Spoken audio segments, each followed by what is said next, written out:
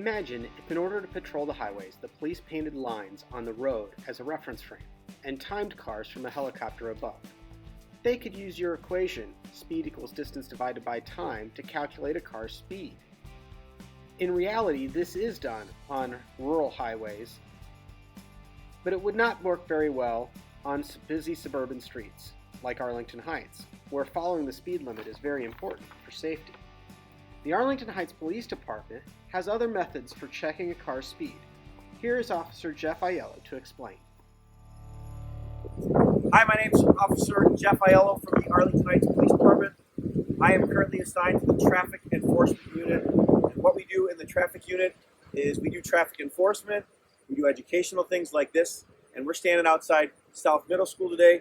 We're going to talk about speed enforcement and how we measure a vehicle speed for enforcement purposes. So generally what we have are two different tools that we use. This is one of those tools. It's a radar gun. The other one is a laser gun or a lidar. They're different, they work differently, but they do the same thing. They tell us a vehicle speed as it's traveling towards us or away from us. Let's take a look at how these two devices work. Radar uses radio waves to detect the speed and range of a vehicle. Radar waves are emitted from the gun. When they strike the vehicle, they reflect back, and the radar gun reads the frequency of the waves. If the car is moving toward the radar gun, it would push the waves together, increasing their frequency. This is called a Doppler shift. The radar gun uses these waves to calculate the speed of the vehicle coming toward it. If the car were moving away, the opposite would happen, and the radio frequency would drop. The radar gun then calculates how fast the car is moving away from us. LiDAR, on the other hand, uses pulses of laser beams to detect the speed and range of a car. A laser is bounced repeatedly off of a car to measure its distance and speed as it's driving. Because LiDAR uses a single beam, it can be used to select a single car out of busy traffic. I'll start with the radar unit here, and the radar has to be calibrated every year. We have a company that calibrates them for us. And what we do is we turn it on, and it's really simple. Once we turn it on, we do have to test it, make sure it functions. But after it's tested, we literally would just point it at a car, hit the button, pull the trigger, and it would tell us the speed of the vehicle. So we can determine the speed of a vehicle traveling towards us or away from us. Either one.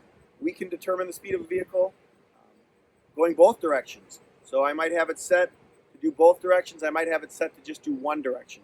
Just depends on where I'm at and why I might use one over the other. The radar is a little bit different from the LiDAR. The radar kind of sends out a larger beam, where a LiDAR or a laser sounds exactly like that. It's a laser. It shoots out a beam of light that's very small and pinpoint. And this is probably the most accurate speed detection device that's around. This is what we use primarily in highly congested traffic areas. On a side street, like out here by South, you go ahead and use the radar. It's very easy to determine what car we're pointing at. If there's a lot of traffic, we'll go ahead and pull out the laser. We'll only work on one vehicle at a time. It's fantastic.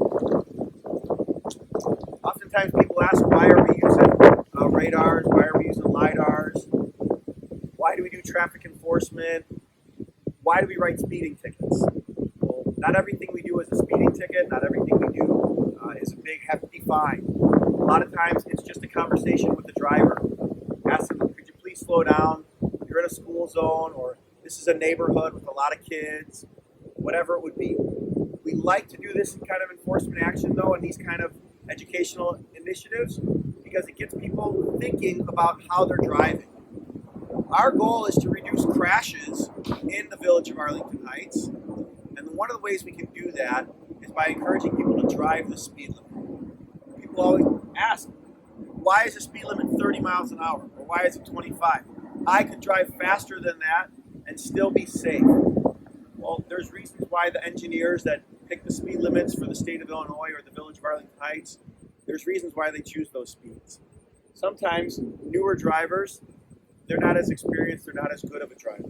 Sometimes just being able to stop in time in the neighborhood, you need to be going the correct speed limit. Otherwise, if you're driving too fast, you're not going to be able to stop in time to avoid an accident or avoid a collision.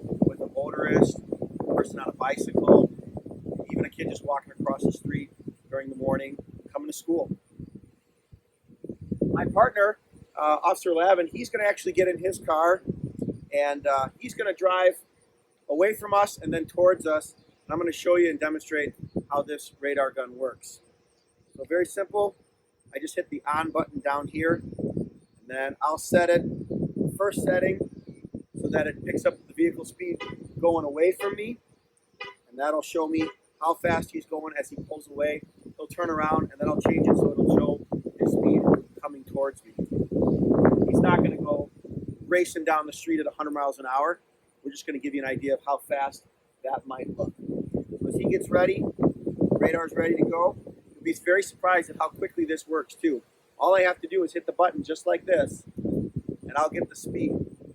For demonstration purposes, I'll hold on to it, and then we'll show you how it works. It works best when the person is going away from you and not on an angle. So right now, Officer Lavin's going 18, 17 miles an hour, 16 miles an hour.